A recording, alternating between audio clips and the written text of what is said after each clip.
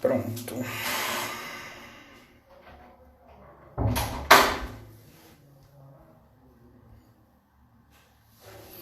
Tudo bom, gente?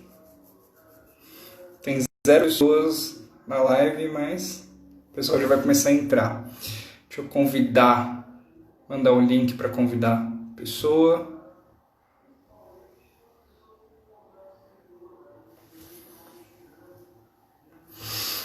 Oi, Pri. Oi, Gabi. Tô só esperando a nossa convidada entrar.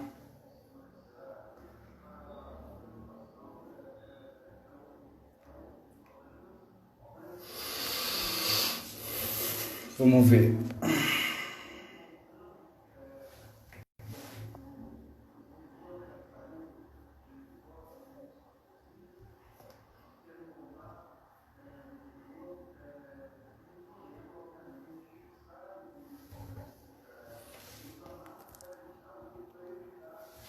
Vocês estão conseguindo me ouvir? O som tá ok? Tá com eco? Deixa eu abrir aqui.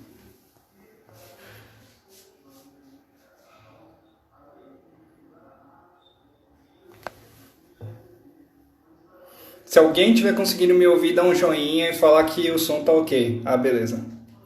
Tá ok. Tá, beleza. Tá ótimo, então. Valeu, Pri. Obrigado, Gabi. Obrigado, gente.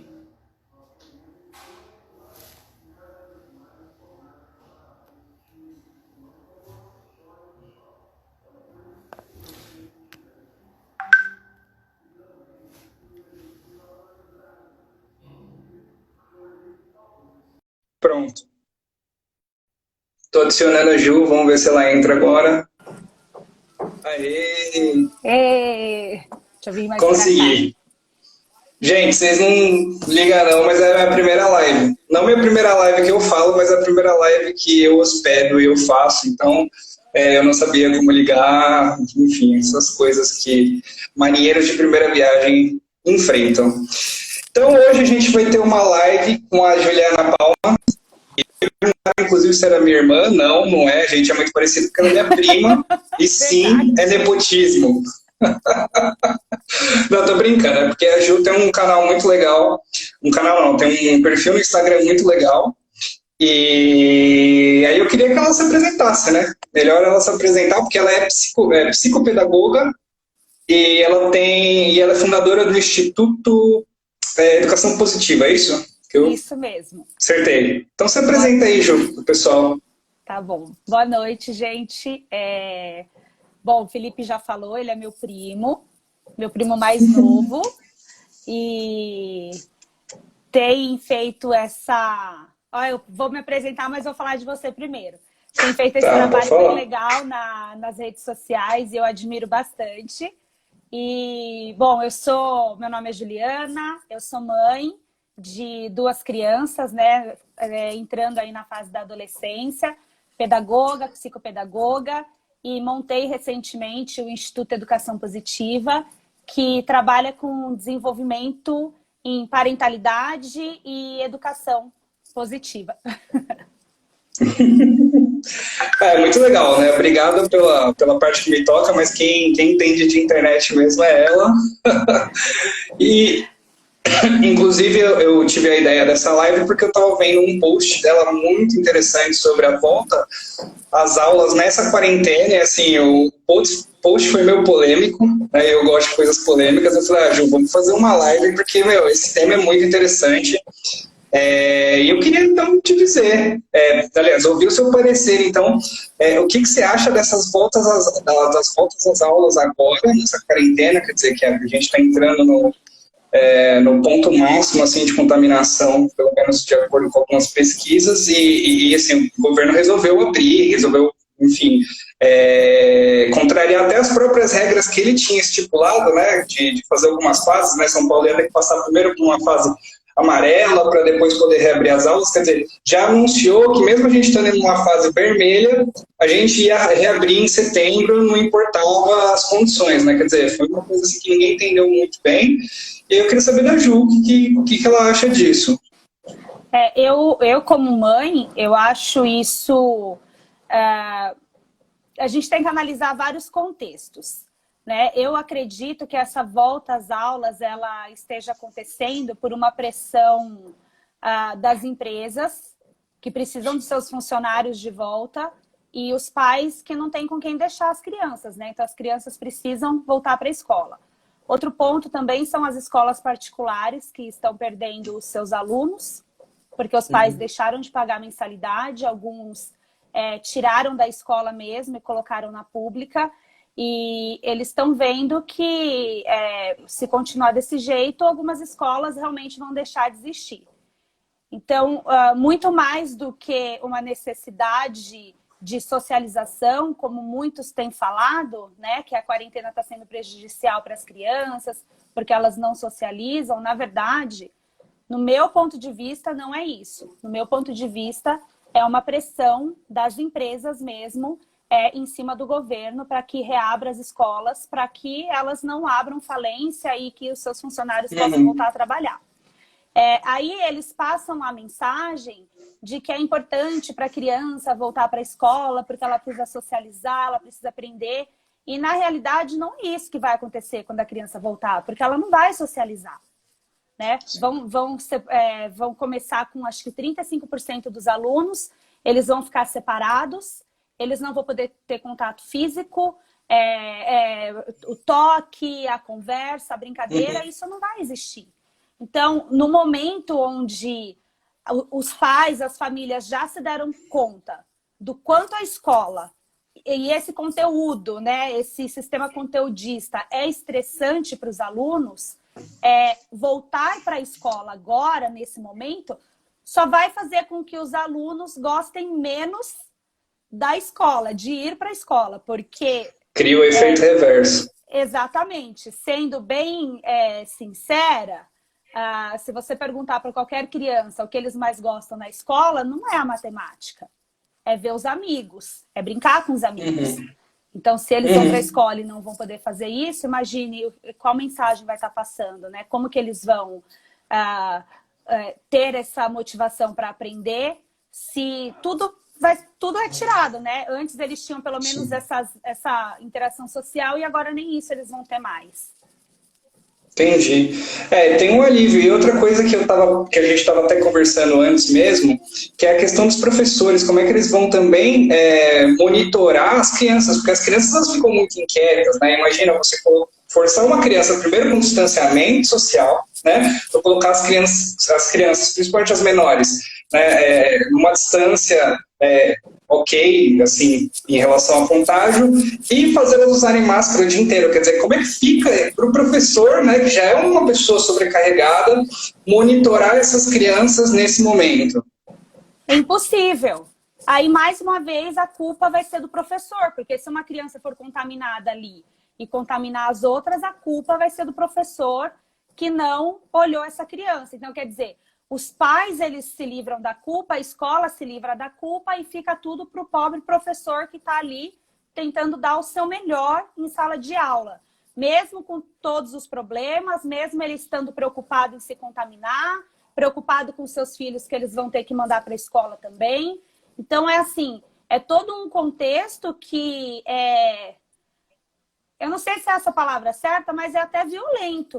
Porque no momento onde agressivo. O governo ele assustou todo mundo, colocou uma população inteira em pânico, dizendo para não sair de casa. Agora ele fala que a gente vai ter que voltar quando os números ainda estão crescendo.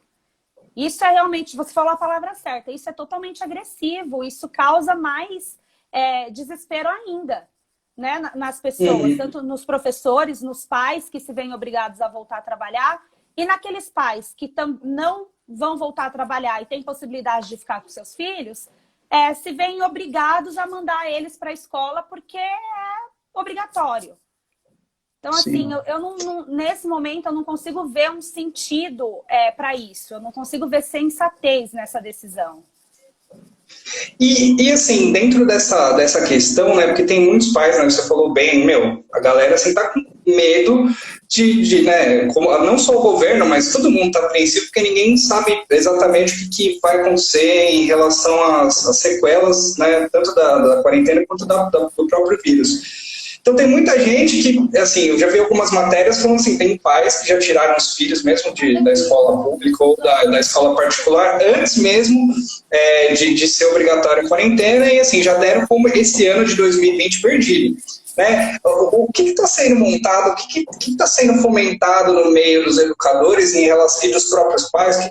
O que essas pessoas estão pensando em relação a esse ano perdido? Né? Assim, bom, vou tirar meu filho né, que pode ser feito para sanar, ou enfim, para reduzir o dano desse ano que não vai ter o ano letivo completo? Olha, eu posso ser meio crucificada, mas fala para mim, o que você lembra do 4º ano do ensino fundamental? Pouca coisa. Do 5º? Provavelmente pouca coisa. Lembro, começando a aprender matemática. Do 3º ano fundamental? Então, preparando para a faculdade, preparando para o vestibular. Então, é pouca coisa. Faz alguma diferença? Si. Então, faz alguma diferença Sim. na sua vida? Faz? Sim. Você lembrar ou não? Não, eu acho que assim, não, nesse ponto realmente não faz diferença, mas eu digo assim, por exemplo, eu não atendo crianças, mas eu atendo adolescentes, então tem os adolescentes que estão super preocupados assim, em perder o ano para entrar na faculdade, então assim, demorar mais tempo para se formar, para ir, enfim, conseguir a liberdade de ir lá e poder, enfim, seguir o caminho que ele quer. Eu digo mais nessa apreensão mesmo de sentir que perder um ano, né? Independente se a gente vai realmente lembrar ou não, né? Eu acho que isso dá um debate legal e realmente acho que tem que ser reformulado o sistema inteiro, porque a gente aprende um monte de coisa, não só que não tem necessidade, mas também a gente não vê sentido prático, né? Nossa educação não é feita para a gente ver um sentido assim, usual na nossa vida. A educação é feita assim, né, na base do sistema de fabricação, né, de fábrica, né, da Revolução Francesa.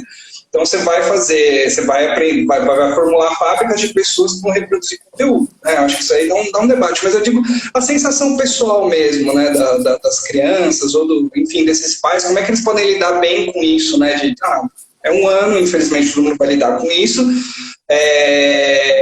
mas, enfim, né, como não ficar com essa sensação de ano perdido? Acho que essa é mais a indagação, de perda, isso. Eu acho que quando a gente fica preso nesse padrão de escola, de ano letivo, a gente sente mesmo... Vocês estão me ouvindo?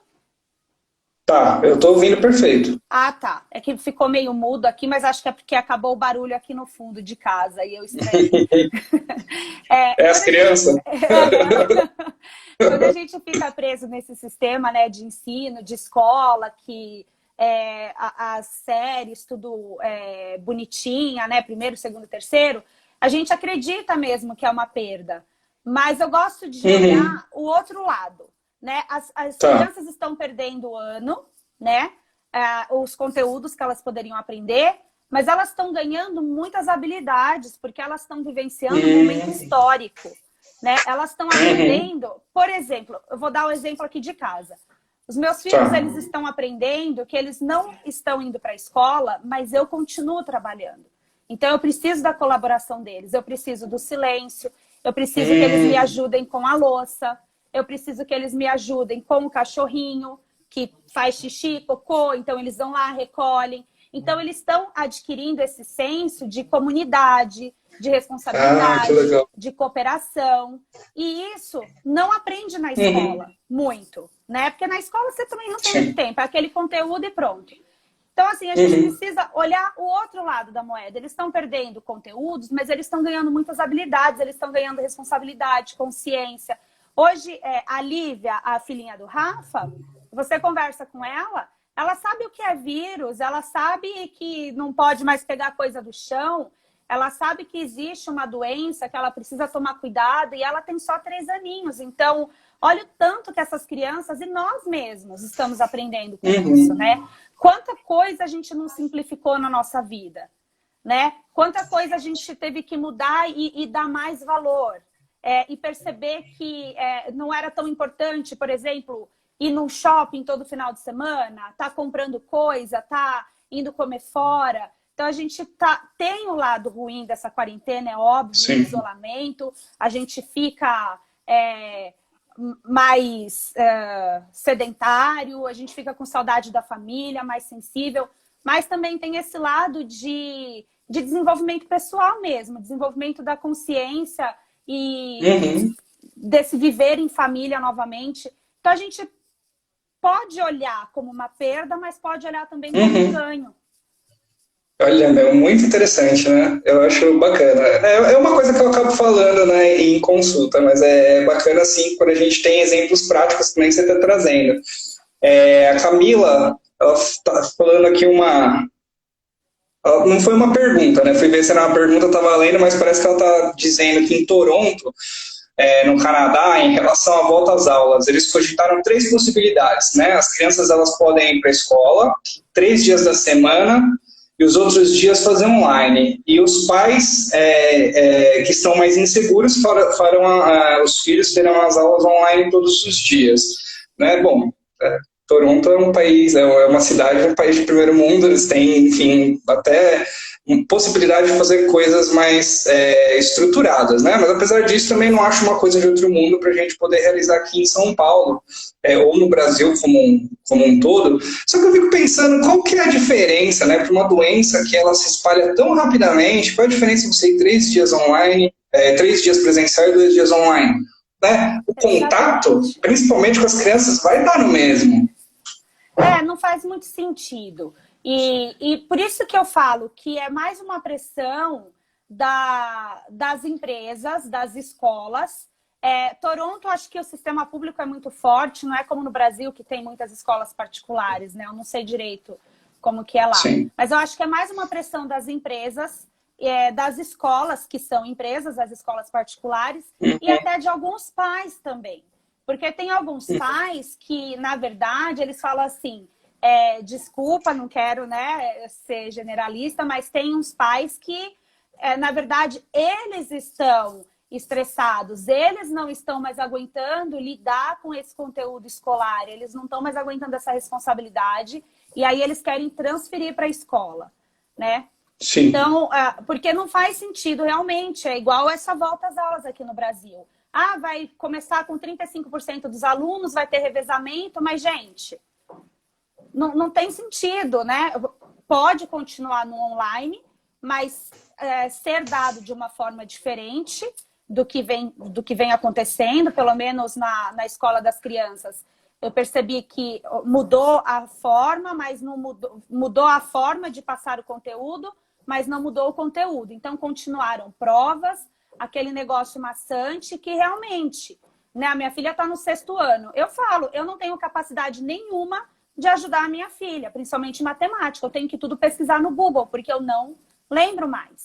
Então, isso realmente é estressante. Então, eu acredito que as escolas, elas deveriam também ter essa consciência, esse olhar, e não pressionar tanto. Porque como a gente já aceitou que é um ano perdido, a gente não deveria também cobrar tanto das crianças, né? Então, fazer um ensino por projetos, aproveitar o Covid, trabalhar habilidades socioemocionais, colocar as matérias ali que eles precisam aprender dentro desse contexto, para a gente poder dar sentido ao que a gente está aprendendo. Sim.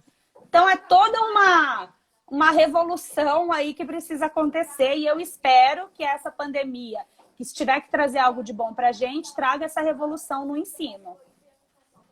Em relação à perspectiva, né, da melhoria do ensino, porque assim, a gente vai ter uma nova realidade, né, pós-pandemia.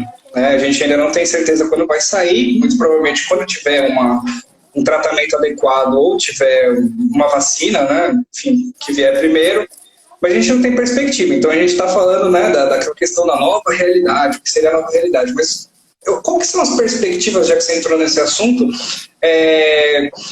Para a educação, será que tem alguma chance dela ser reformulada efetivamente, né? Já que a gente está falando dos aspectos positivos do que pode trazer essa pandemia, você acha que realmente, assim, concretamente a gente vai conseguir ter alguma mudança? Eu acho que a gente consegue se os pais quiserem.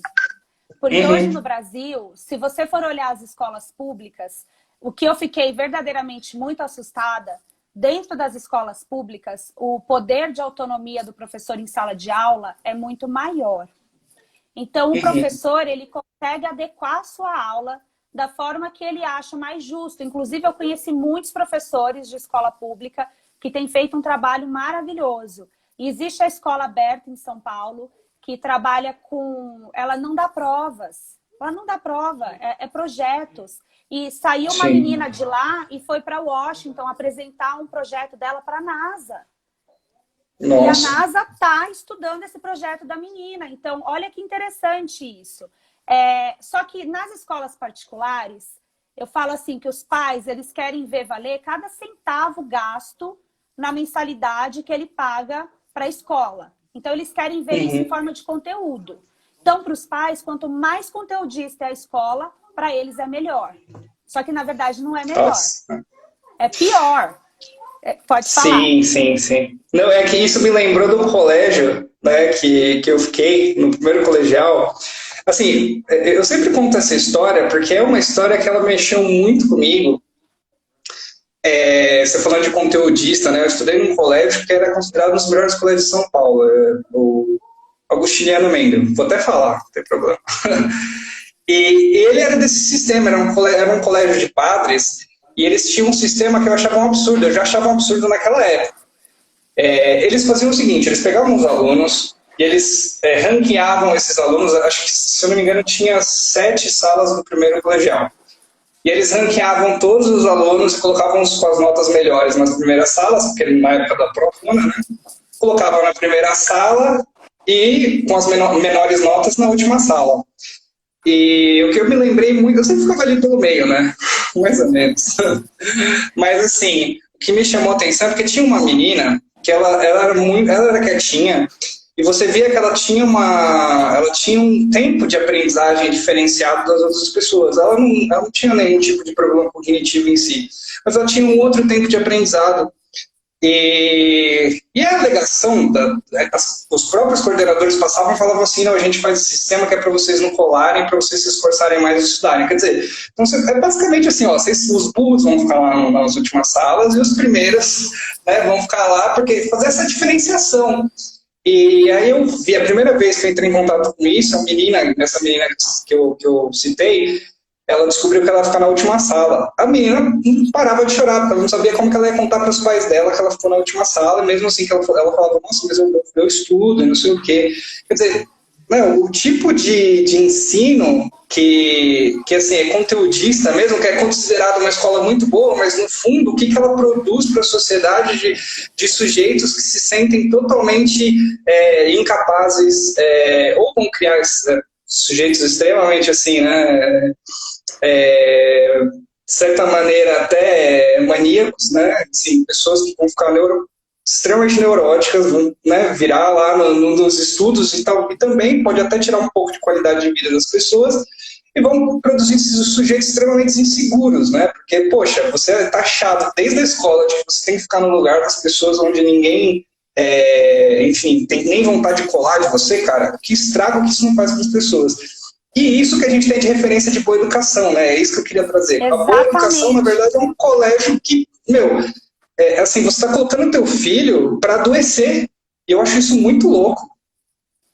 Muito Nossa, louco. eu fico até arrepiada, porque isso me consome de uma forma quando eu vejo essas coisas. Eu atendi uma menina, ela é muito inteligente, inclusive ela é autodidata em muitas coisas, tem 11 anos, e ela não gosta de apresentar trabalho, ela é tímida, é muito Sim. tímida. E a mãe dela já teve que mudar ela de escola algumas vezes por conta dessa timidez.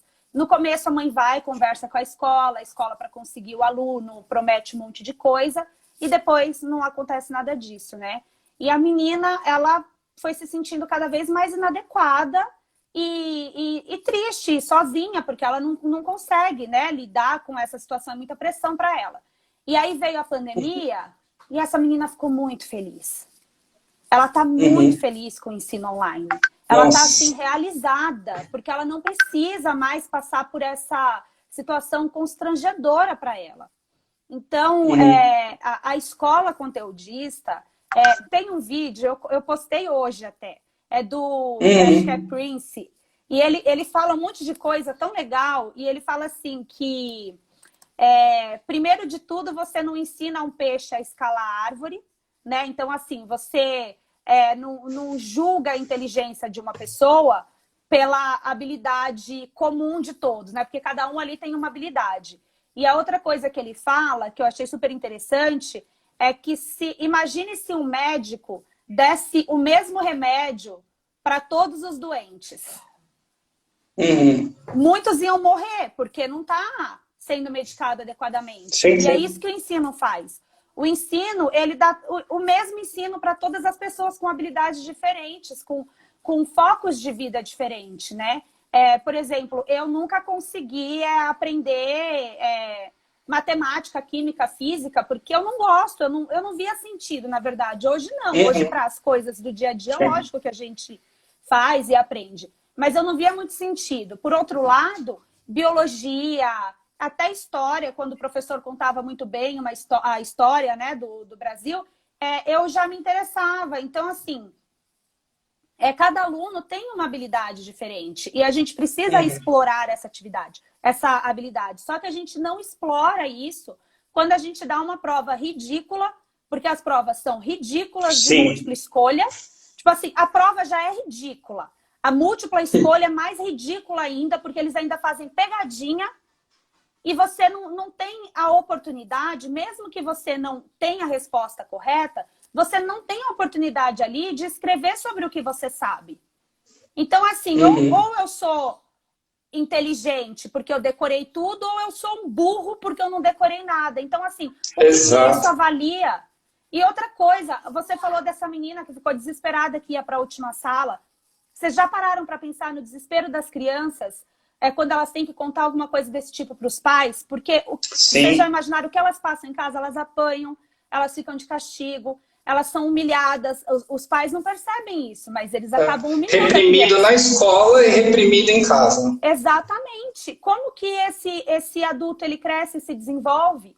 Eu falo, esse negócio essa violência absurda que a gente vive hoje não é falta de palmada, é excesso de palmada.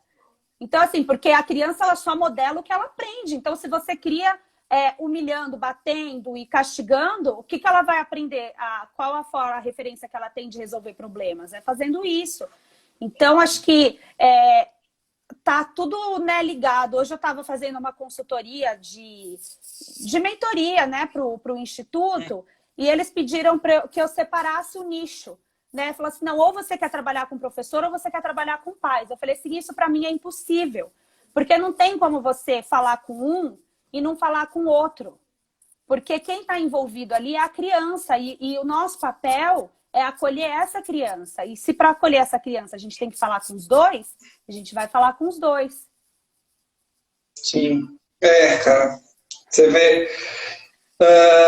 só parar, fazer uma pausa aqui, senão é porque eu estava lendo aqui uns comentários, eu acho que a gente podia falar alguns, senão acho que as pessoas acabam não participando, né? Eu peguei aqui da Pri, que ela falou assim, são angústias mais adultas, e a prática, angústias mais adultas e práticas e objetivas. Podíamos aproveitar para repensar o viver a vida nesse tempo, mas o sistema também dificulta isso, é complexo. É aquilo que a gente estava falando, né? Realmente a gente tenta ressignificar de uma maneira positiva, mas mesmo assim, na turbulência que o meio provoca, o sistema, né, acaba tentando se reajustar para o que era, para continuar do jeito que estava, ele pressiona para a gente não ter essa mudança.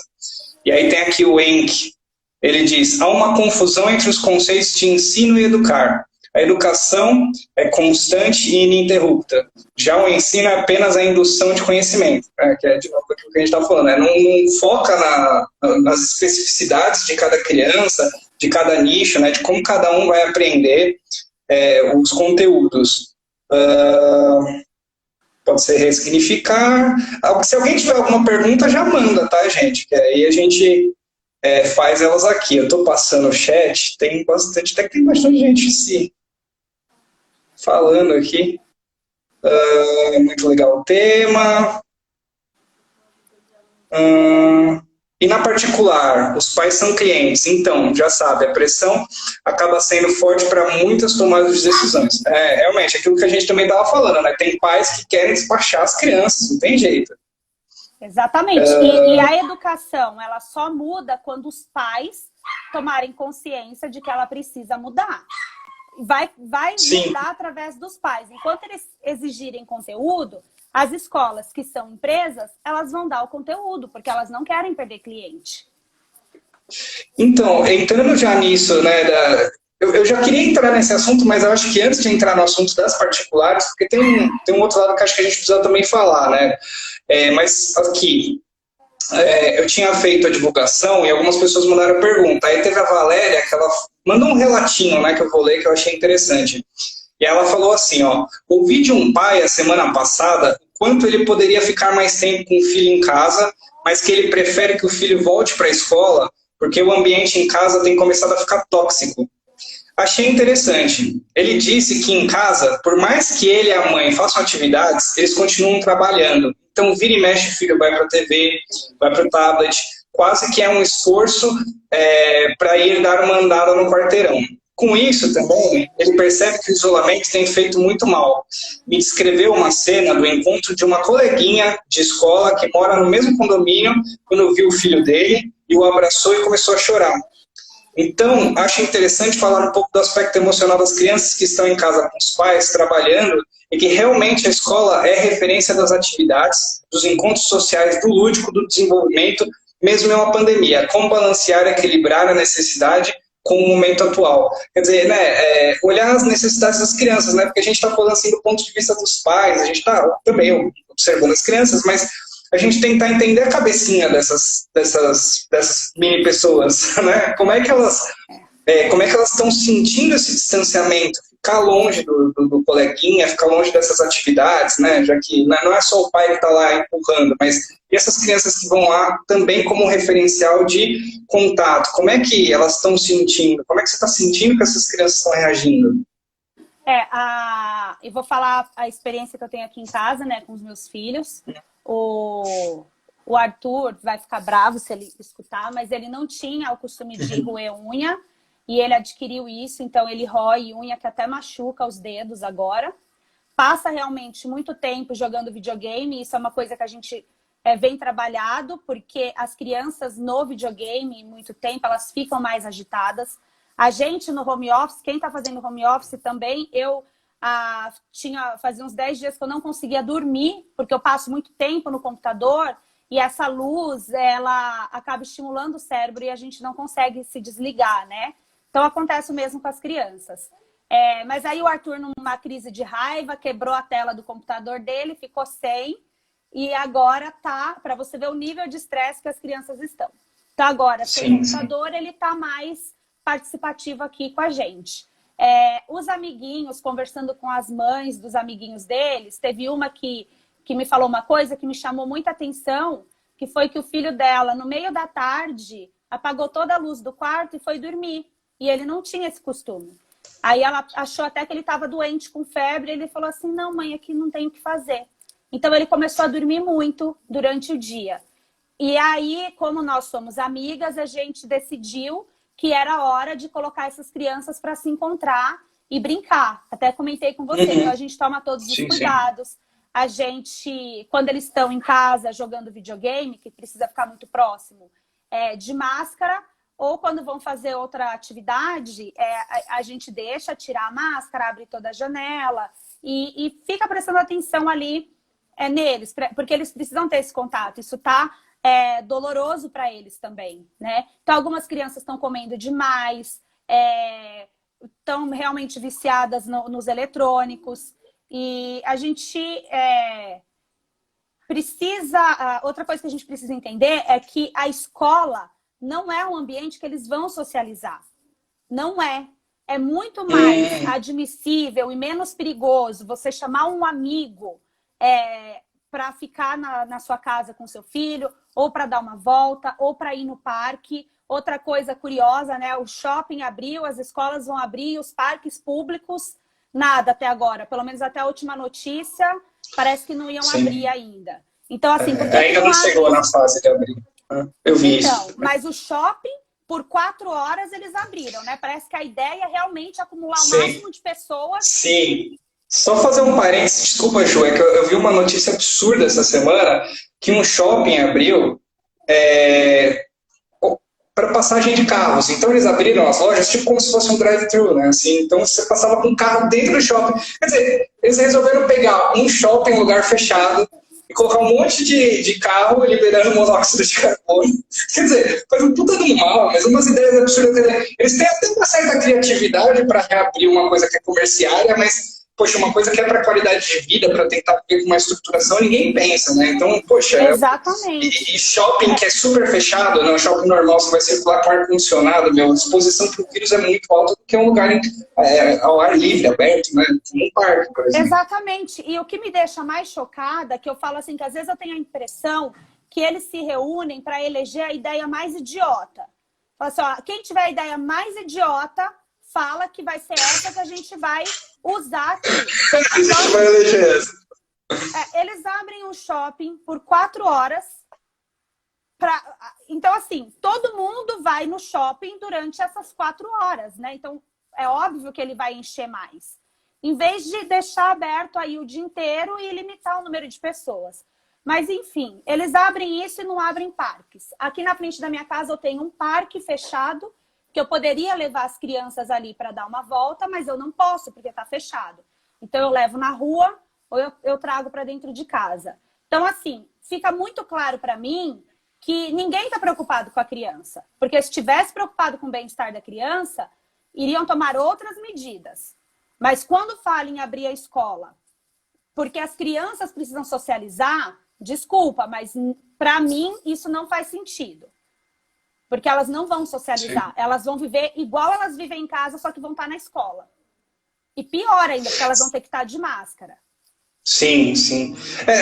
Fazendo uma pergunta, né, fugindo um pouquinho do tema, mas não fugindo do tema, fugindo do tema da quarentena, mas dentro desse tema de socialização, é um comodismo dos pais acharem que o único centro de socialização das crianças é realmente a escola? Você acredita nisso? Porque, assim, parece que a gente não tem senso de comunidade, né? É aquilo que você falou, né? A escola como um depositário das crianças. Quer dizer, vamos jogar eles na escola, que eles vão arrumar os amiguinhos e não enche o saco. Quer dizer, mas em vez de, poxa, vamos pegar os amiguinhos da natação, vamos, sei lá, de algum lugar, do balé, enfim, qualquer lugar que frequente, outros lugares, os parquinhos, né? Porque hoje é muito difícil você ver amizade de rua, né? Assim, não que você vai soltar os filhos na rua, mas tipo assim, poxa, você levar sempre no mesmo parquinho e dali a criança conhecer fazer uma amizade saudável que vai durar, né? Hoje em dia parece que a gente coloca tudo isso na escola, né? Como você vê isso aí, no modo geral? Então, não só na pandemia. Eu acho que foi criado uma imagem do Brasil. Talvez eu esteja sendo um pouco utópica, mas é a minha percepção. Acho que foi criada uma imagem do Brasil que ele é um país muito mais perigoso do que realmente ele é. Uhum. E as pessoas acabaram ficando com muito medo de sair na rua, de levar a criança numa pracinha, de levar num parque público.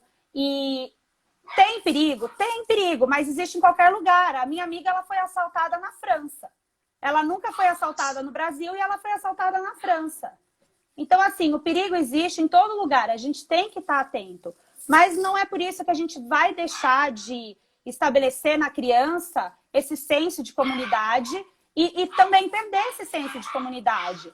Porque isso é muito importante. Então, a visão que criou-se hoje é que você precisa estar num ambiente fechado para estar seguro, né? Então, acho que é por isso que os pais, final de semana, levam a criança em shopping, e durante a semana deixa na escola. Quando eu engravidei do Arthur, a Giovana, ela tinha 1 ano e 7 meses. E aí as pessoas falavam assim para mim, você tem que colocar ela na escolinha, porque ela vai te dar muito trabalho. E na escolinha, ela vai brincar. Aí a gente não tem experiência, coloquei a menina na escolinha.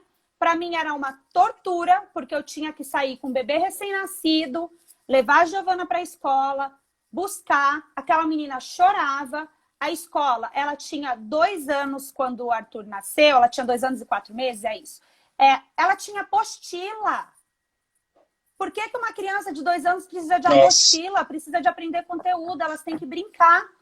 E aí eu deixei ela uns 4 meses na escola e foi a partir desse momento que eu me revoltei. Eu falei assim, não, tá errado. Tudo que me falam, não vou acreditar em mais nada. Eu vou acreditar só no meu senso ali, no meu instinto de mãe e começar a ouvir mais o que eu acho e parar de ouvir um pouco os outros. Aí eu tirei ela da escola, eu descia com ela no parquinho. Ela fez ótimas amizades. Ela tem amizade com a Mariana, que é desde os 2 anos amizade de parquinho. Até hoje ela mantém contato. Então a gente já morou em Aracaju, a gente morou no Japão e as duas ainda mantêm contato. Então isso é importante. A criança, mais uma vez, ela não vai socializar na escola. Já socializa pouco. Quando estava tudo normal, já socializava pouco. É só na hora do recreio. Agora, então, não vai, gente. Em vez de mandar para a escola, leva essa criança para a pracinha. Convida um amiguinho por vez para estar na sua casa. Isso vai fazer muito mais bem à saúde da criança do que mandar ela para a escola. Nossa, que bacana, né? É bom ver histórias assim surgindo, né? Porque é tão raro, é isso que eu te falei, hoje em dia é tão raro, você vê as crianças tão presas, né? E você fomentar. E outro assunto interessante, Ju, que eu achei essa história de você ouvir, né, mais o seu lado maternal e o quanto que a sociedade também fica tolhindo, principalmente as mulheres, né? Em relação ao que elas têm que fazer ou que elas não têm que fazer com os próprios filhos, né? Exatamente. A gente fica muito presa a isso. E a gente se culpa demais, né? Porque é até uma violência. Então, assim, a criança faz 1 ano, todo mundo começa a falar que você tem que tirar a fralda, aí tem que ir para a escola, aí você não pode dar colo. E hoje já tem tanta informação, a neurociência traz pra gente tanta informação do quanto o colo é importante para criar vínculo. A criança, ela só vai parar de usar fralda quando o sistema fisiológico dela tiver formado. Então, isso é a partir dos 3 anos. Então, você já pensou o tanto que você briga com a criança, você bate nela para tentar educar? Que educação é essa? Sim, agressividade, assim, né? Exatamente. E até os 2 anos e meio eu segui esse protocolo aí abusivo que todo mundo falava. Depois disso, eu falei, não. Tanto é que o Arthur, ele usou a fralda para dormir até 6 anos.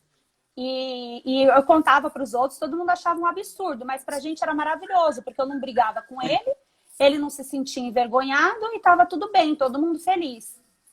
E ele parou, né? Parou de usar fralda, porque falava assim, vai usar fralda até os 15 anos. Não, ele parou quando ele estava pronto para parar. Que história interessante, né? Você dá criatividade, liberdade, né? Porque a gente não está acostumado a dar liberdade para os filhos, né? Isso é muito raro. Tem perguntas aqui, ó. A Pri falou, Ju, como você vê e tem acontecido as tarefas escolares dadas nesse contexto online e o grau de exigência das atividades? Eu não sei se eu entendi direito a pergunta. Eu acho que ela está perguntando o que você acha da exigência que eles estão dando agora nesse período online e o grau, né, de dificuldade. Como é que está? Está satisfatório? Como é que está isso? Você vê? Gente, eu estou virando uma admiradora da escola pública e eu estou até estudando isso e conversando em casa com meu marido, porque a escola pública, nesse contexto, ela tem sido muito mais respeitosa com todos. Embora os pais reclamem, a escola pública não está dando conteúdo nenhum, ou não aprende nada, mas ela avaliou todos os contextos familiares, tanto daquelas crianças que não têm acesso à tecnologia, daquelas crianças cujos pais trabalham na área de saúde e elas têm que se manter isoladas dos pais, aquelas que os pais estão doentes ou aquelas que é a nossa realidade, que está tudo bem, ninguém trabalha na área da saúde, está todo mundo bem, tem acesso à tecnologia, mas elas não estão enviando assim tantos conteúdos. É mais um trabalhinho, uma pesquisa, isso eu achei super legal. Das escolas particulares, eu vou falar dos meus filhos, tá? Porque eu não sei como estão as outras. Muito conteúdo. As provas permaneceram, a Giovana estava fazendo prova 3 vezes por semana, toda semana. Nossa. Essa escola toda semana tem prova e eles mantiveram 3 vezes na semana a prova, o Arthur 2 vezes na semana, conteúdos todos os dias e a criança que se descabele e se estresse ali sozinha, né? Porque aqui a gente não tem muito tempo para estar com eles, quanto deveria, né? Não tem nem a capacidade de um professor para ensinar. E foi bem difícil, até o momento que eu falei assim, filha, faz o que dá. Ela chorou porque ela pegou um monte de recuperação. E aí eu conversei com ela, eu falei assim, que nota que você tirou? 5. E o que esse 5 significa na sua vida? Aí ela não sabia responder. Eu falei assim, se você não sabe responder, é porque esse 5 não significa nada. Você não é um número. Você é a Giovana. E se você tirou um 5 dessa vez, tudo bem, você refaz a prova. Vê no que você foi mal. Olha isso como uma oportunidade de estudar aquilo que você não conseguiu compreender e faz a prova de novo. E aí ela foi se acalmando, mas ela pegou muitas recuperações. E eu fiquei pensando, eu falei assim, quantas, Gi? Ah, ela falou que foi só 5.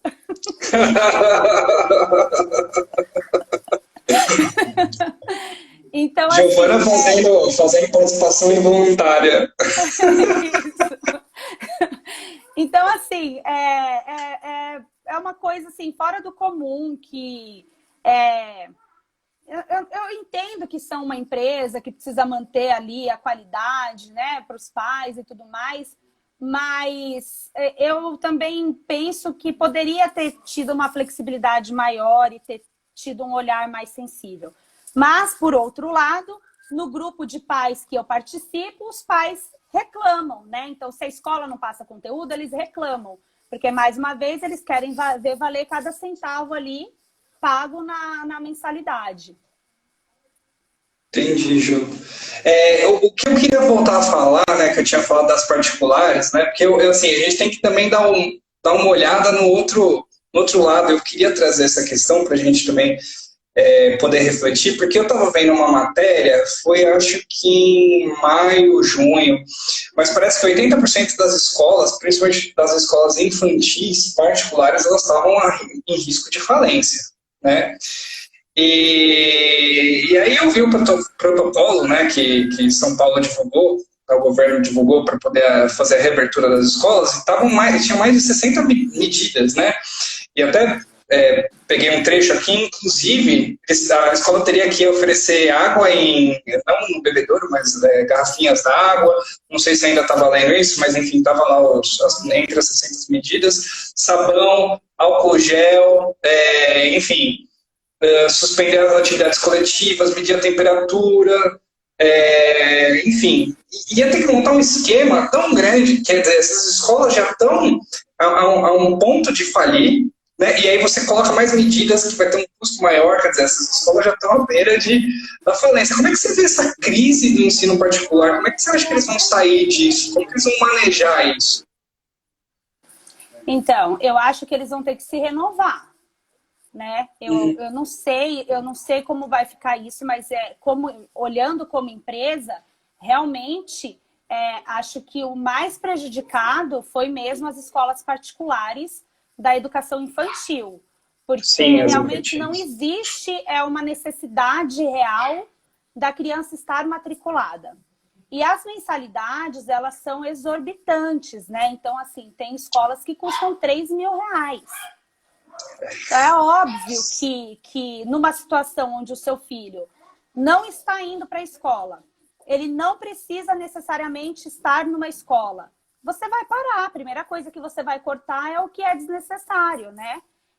E aí as pessoas vêm com demagogia, falando que a gente tem que ter a consciência social e tem que continuar pagando. Teria, desde que sua renda não tivesse sido alterada também, né? E a renda de muitas famílias foi alterada. Eu conheço aqui, inclusive aqui em casa também, o Léo, ele teve redução de 25% do salário. Eu conheço maridos de amigas minhas e até amigas minhas que tiveram redução de 50%. Então, assim, você tem um orçamento fixo e, de repente, o seu salário diminui, você vai ter que tirar de algum lugar, né? Então, Sim. é uma situação difícil para todos. E aí entra, nem lembro qual foi a pergunta correta, mas assim, colocar mais obrigações para uma escola onde já está quase abrindo falência, não faz... Eu não sei Sim, como as escolas estão tem fazendo isso. sentido. Não faz E não tem sentido. fiscalização, né? Quem é que vai fiscalizar? Né? Eu acho que também parte Gente, desse não pressuposto. fiscalizam nem dentista aqui no Brasil. Você acha que vão fiscalizar a escola? Exato, exato. Tem um monte de consultório clandestino aplicando um monte de coisa Exatamente. e que as pessoas, né, fazem vista grossa. Teve uma outra pergunta que mandaram para mim no Instagram, que essa é da Angélica, eu achei interessante, eu tinha comentado com você, que é de um grupo mais específico, né? A Angélica perguntou assim, tem alguma dica para as crianças pequenas que têm autismo para elas não estranharem tanto a volta? De ver se a gente consegue pensar como seria para uma criança nessa condição uma suposta volta às aulas. As crianças autistas, eu te falei, eu fiz uma pós-graduação em Sim, autismo, por sim. curiosidade mesmo, e aí eu descobri que é muito complexo. Acho que o autismo é uma coisa que você passa anos estudando, mas não vai conseguir decifrar ali Sim. o porquê e nem como e nem como agir. Não tem uma metodologia, porque Uhum. cada criança é única ali, né? Tem as suas próprias necessidades. Então, mas no geral, a criança autista, ela precisa muito de uma rotina, né? Para ela se sentir segura, ela precisa saber o que vai acontecer. Então, eu acho que os pais, para preparar essa criança para a volta às aulas, acredito que seja o mesmo, quase a mesma rotina que eles tiveram quando essa criança foi para a escola a primeira vez. Então, é você começar estabelecendo rotinas, trabalhar com um cartãozinho. Às vezes, eu tenho amigas que elas até fazem em casa mesmo cartãozinho de rotina com a foto da Uhum. criança. Então, falam, agora a gente vai fazer isso. E é um treinamento. E mesmo assim, ela vai ainda estranhar, porque até as crianças típicas, né, que não tem nenhum distúrbio, elas já estranham a volta, né? Então, para o autista, acho que é isso, é você ver o contexto ali da criança, a necessidade dela e já ir preparando essa rotina. Entendi. E acho que dá tempo de mais uma perguntinha, que é uma outra curiosidade minha, porque eu fui me debruçando, né? Como eu falei, eu não atendo crianças, né? Não é um assunto muito familiarizado para mim, o, o, o assunto da escola, escolar, não foi para essa linha, né? Então, minha questão, minha praia é outra. Né? Então, mas aí eu fui lendo e fui relembrando de várias coisas e fui, né, indo no mundo, ver o que está acontecendo nesse mundo da educação escolar. E eu vi que os professores já estão há algum tempo ameaçando greve, né, por conta dessa volta às aulas forçada, que eles não estão querendo realmente fazer, enfim, se pôr em risco, até porque alguns são de grupo de risco mesmo, né, não só as crianças, né, que têm o próprio própria fator de disseminação muito alto, né?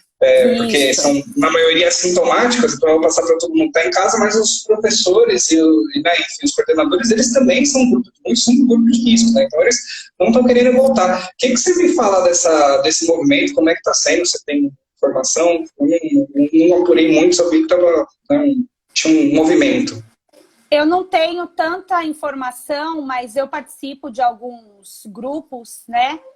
Inclusive de alguns coordenadores da escola aberta e tudo mais. E o que a gente tem percebido é que está havendo um manifesto mesmo contra isso, partindo de alguns pais e de professores também.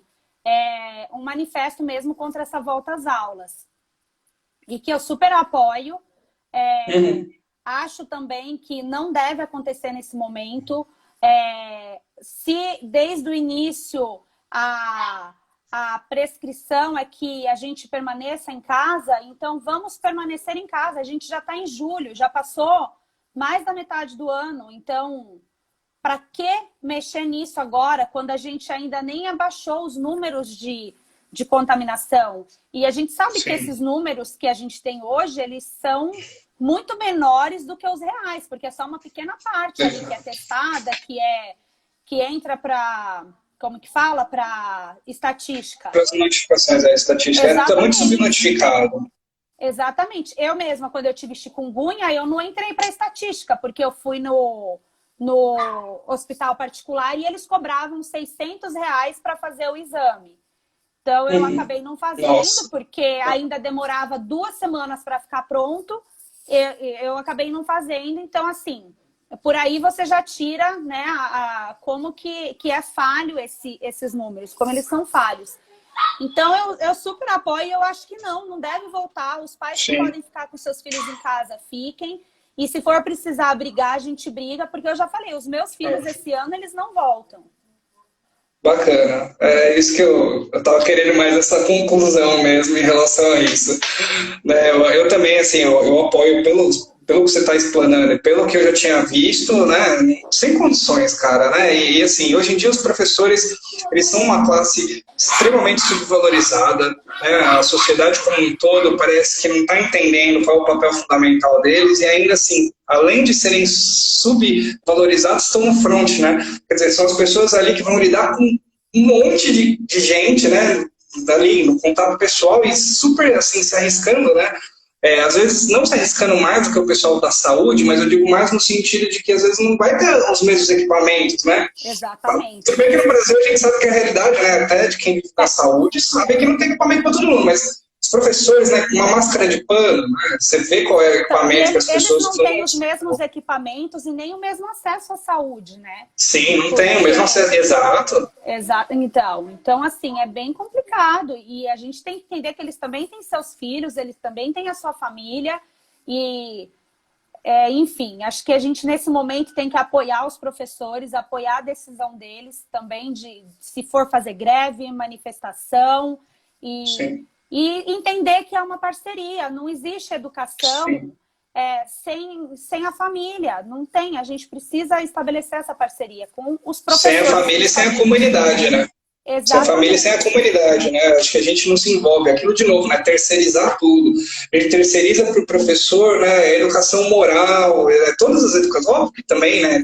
Tem um conjunto de regras, mas a via de regra mesmo, a educação moral, não necessariamente tem que vir da escola, né? Mas sim tem que ser de um conjunto de valores sociais, né? E, inclusive com a participação da família, fomentando o estudo, né? Tem que ser uma coisa assim interligada, não dá para separar as coisas e achar que vai dar tudo certo no final, né? A gente tem essa mania, né? Cada coisa no seu lugar, e aí quando vai ver o conjunto da obra é disfuncional. Né? Então, acho que a gente tem que ganhar mais essa consciência de sociedade, enfim, né? Desses valores. Queria perguntar para o pessoal, aqui já vai acabar, né, a live, daqui a pouco já vai mostrar o encerramento. Eu queria saber se alguém tem alguma pergunta, a gente espera um pouquinho. Mais alguma pergunta para finalizar?